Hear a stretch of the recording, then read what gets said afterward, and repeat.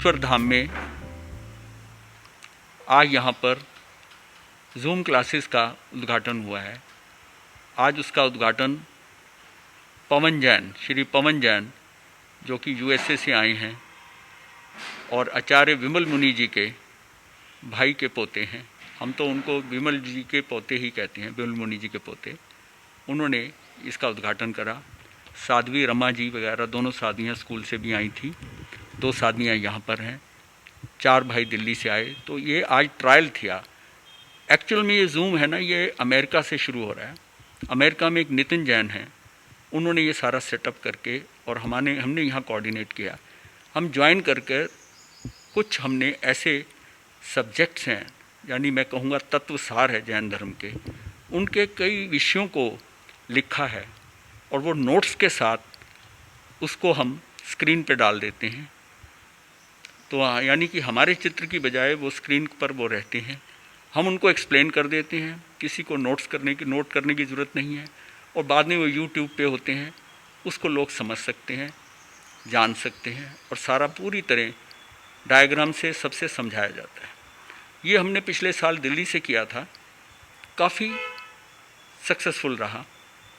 अब हमने यहाँ से ये शुरू आज से किया है और इसमें हमने जो शास्त्र है उस शास्त्र की ओरिजिनल कॉपी भी विजुलाइज़र से एक बोर्ड पे दिखाई जाती है और फिर यही जो जितने भी पेपर लिखे गए हैं, करीब 1400 पेज के हो गए हैं अब, उन 1400 पेज में पहले 2 पेज आज डिस्कस हुए हैं और उसको स्क्रीन पे डालकर और सब उसको पढ़ भी सकते हैं और उसको समझाया गया है, जिसमें अमेरिका से लेकर पूरा दिल्ली और पंजाब, हरियाणा, जो लोग भी हमारे साथ जुड़े हुए हैं, जहाँ जहाँ हम गए हैं, उन लोगों ने इसको देखा है, जाना है।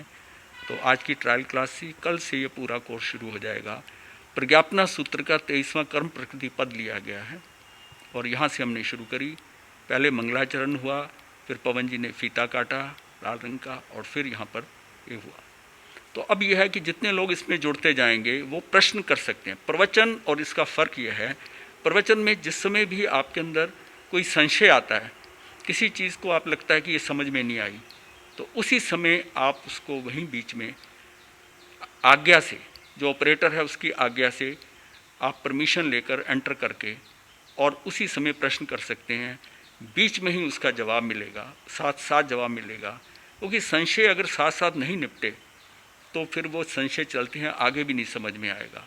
तो प्रवचन में और इसमें यही फ़र्क है। ये एक किस्म से ट्यूटोरियल क्लास की तरह लिया जाता है। जाना ये गया है कि धर्म को प्रवचनों से अपनी मर्जी से हम प्रचार करके, दूसरों का हमें स्तर मालूम नहीं है, उन पर कितना हम उनको समझा सकते हैं हमें नहीं पता होता। अगर हम उनसे 1 to 1 क्लास करते हैं, जैसे जूम में है, वो प्रश्न करें हमें पता चलता है, वो प्रश्न बीसियों का होता है, करने वाला एक होता है, उसका उत्तर देते टाइम उनको सारा सब्जेक्ट समझ में आता है, साथ साथ प्रश्न आते रहते हैं, साथ साथ होता रहता है। अंततः जब ये 45 मिनट की क्लास जो है इसका समापन होता है तो उनको ये लगता है कि हमने कुछ पाया, कुछ नया सीखा। तो आदिश्वर धाम में ये तो एक क्लास चलेगी। एक ध्यान की क्लास रोज़ सुबह होती है जो 6 से 7 होती है, 7 से 8 ये होता है। फिर 9 से 10 में जो नाश्ता वगैरह का प्रोग्राम होता है नवकारसी का, और फिर 10 बजे से फिर यहाँ क्लास होती है जिसमें साध्वी जी आती हैं या और भाई बहन आते हैं, उनके साथ स्वाध्याय होता है, 7 दिन होता है। और स्वाध्याय करने के बाद में फिर हम अपना चिंतन मनन करते हैं और दोपहर के अंत के बाद फिर लोग भाई बहन जो श्रद्धालु लोग हैं, दर्शनार्थी हैं, वो आते हैं, उनके प्रश्न होते हैं, चर्चा होती है। यहाँ कोई भी उनकी पर्सनल बातें या उस बारे में कोई डिस्कशन नहीं होता। धर्म के लिए जिज्ञासु लोग आएँ, प्रश्न करें, उसका समाधान पाएँ, शंकाओं का समाधान पाएँ और धर्म में आगे बढ़ें, अपनी आत्मा का उत्थान करें, इस तरह आगे बढ़ें। ये प्रक्रिया यहाँ चल रही है और जैसे जैसे लोग बढ़ते जाएंगे हम इसमें और भी परिवर्तन करते जाएंगे। इसमें अभी 1 दिन का शिविर हुआ है। गर्मी के मौसम के कारण अभी शिविर के लिए लोग थोड़ा मना कर रहे हैं और फिर 2 दिन का, 3 दिन का, 4 दिन का शिविर भी आने वाले समय में यहाँ पर होंगे। ध्यान साधना होगी, स्वाध्याय होगा, सब चीज़ समझाई जाएगी, लोगों को धर्म के साथ जोड़ा जाएगा। हमारी गलत मान्यताएं, धारणाएं जो हैं, भ्रम हैं, वो यहाँ पर निकल जाएं, तो ये जीवन हमारा सफल हो जाएगा। ये सारी चीज़ें मनुष्य भव में ही हो सकती हैं।